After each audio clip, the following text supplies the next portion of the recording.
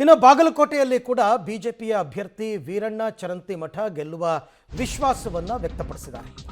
ಬಾಗಲಕೋಟೆಯ ವಿದ್ಯಾಗಿರಿಯಲ್ಲಿ ಅವರು ಪ್ರಚಾರವನ್ನು ಕೈಗೊಂಡಿದ್ದರು. ಇವತ್ತು ಒಳ್ಳೆ ಭರ್ಜರಿ ರೆಸ್ಪಾನ್ಸ್ ಸಿಕ್ಕಿದೆ. ಹೋದ ಕಡೆಯಲ್ಲೆಲ್ಲ ದೊಡ್ಡ ಸಮುದಾಯ ಸೇರ್ತಾ ಇದೆ, ಯುವ ಸಮುದಾಯ ಸೇರ್ತಾ ಇದೆ. ಆಮೇಲೆ ಕೇಂದ್ರದ ನಾಯಕರು ಕೂಡ ಪ್ರಚಾರಕ್ಕೆ ಬರ್ತಾರೆ ಅಂತ ವೀರಣ್ಣ ಚರಂತಿಮಠ ಹೇಳಿದ್ದಾರೆ. ಗೆಲ್ಲುವ ಅಪರಿಮಿತ ವಿಶ್ವಾಸ ವ್ಯಕ್ತಪಡಿಸಿದ್ದಾರೆ. ಪಬ್ಲಿಕ್ ಟಿವಿ ಜೊತೆ ಮಾತನಾಡ್ತಾ ಹೇಗೆ ಸಾಗ್ತಾ ಇದೆ ಪ್ರಚಾರದ ಕಾರ್ಯ ಅಂತ ಕೂಡ ಹೇಳಿದ್ದಾರೆ. ಎಲ್ಲರೂ ಕೂಡ ಒಗ್ಗಟ್ಟಾಗಿ ಈ ಬಾರಿ ಬಿಜೆಪಿಯನ್ನು ಗೆಲ್ಲಿಸುವ ನಿರ್ಧಾರ ಮಾಡಿದ್ದಾರೆ. ಗೆಲುವು ನನ್ನದೇ ಅನ್ನುವಂತಹ ವಿಶ್ವಾಸದ ಮಾತುಗಳನ್ನು ವೀರಣ್ಣ ಚರಂತಿಮಠ ಅವರು ಆಡಿದ್ದಾರೆ.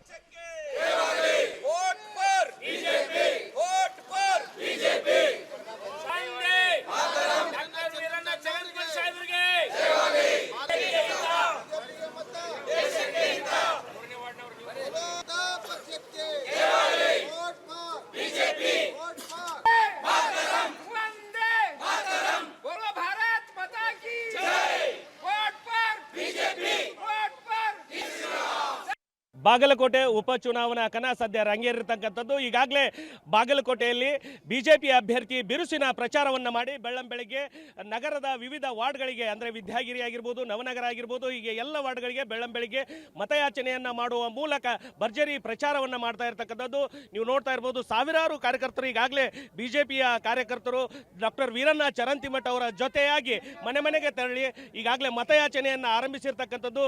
ಈ ಬಗ್ಗೆ ಮಾತಾಡಲಿಕ್ಕೆ ಸ್ವತಃ ಡಾಕ್ಟರ್ ವೀರಣ್ಣ ಚರಂತಿಮಠ ಅವರು ನಮ್ಮ ಜೊತೆಗಿದ್ದಾರೆ. ಸರ್, ಮೊದಲನೇದಾಗಿ ವಿದ್ಯಾಗಿರಿಯಲ್ಲಿ ಜನರ ರೆಸ್ಪಾನ್ಸ್ ಹೇಗಿದೆ ಸರ್?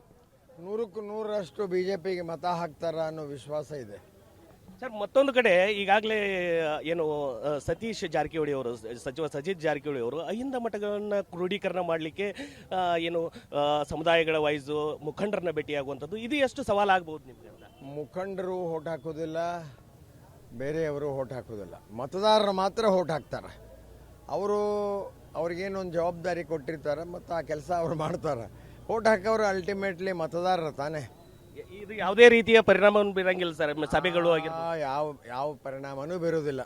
ಇವತ್ತು CM ಅವರು ಈ ಬಾಗಲಕೋಟೆಗೆ ಆಗಮಿಸ್ತಾ ಇದ್ದಾರೆ. ವಾಂಬೆ ಕಾಲನಿ, ಬೇವಿನಮಟ್ಟಿ, ಈ ರೀತಿಯಾಗಿ ಪ್ರಚಾರ ಸಭೆಗಳನ್ನು ಸಾಲು ಪ್ರಚಾರ ಸಭೆಗಳನ್ನು ಇಟ್ಕೊಂಡಿದ್ದಾರೆ. ಈಗಾಗಲೇ ಒಂದು ಸಾರಿ ಬಂದು ಹೋಗಿದ್ದಾರೆ. ಇದು ಯಾವ ರೀತಿ ಸವಾಲಾಗಬಹುದು?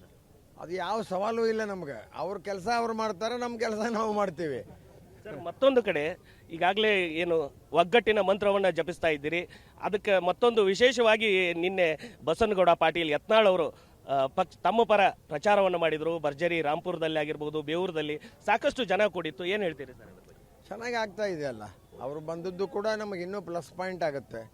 ಹೆಚ್ಚು ಮತಗಳನ್ನು ಸೆಳೆಯೋದಕ್ಕೆ ಅನುಕೂಲ ಆಗುತ್ತೆ. ಈಗಾಗಲೇ ಚೆನ್ನಾಗೇ ಇದೆ. ಅವ್ರು ಬಂದದ್ದು ಇನ್ನೂ ಅಷ್ಟು ಚೆನ್ನಾಗಾಗತ್ತೆ.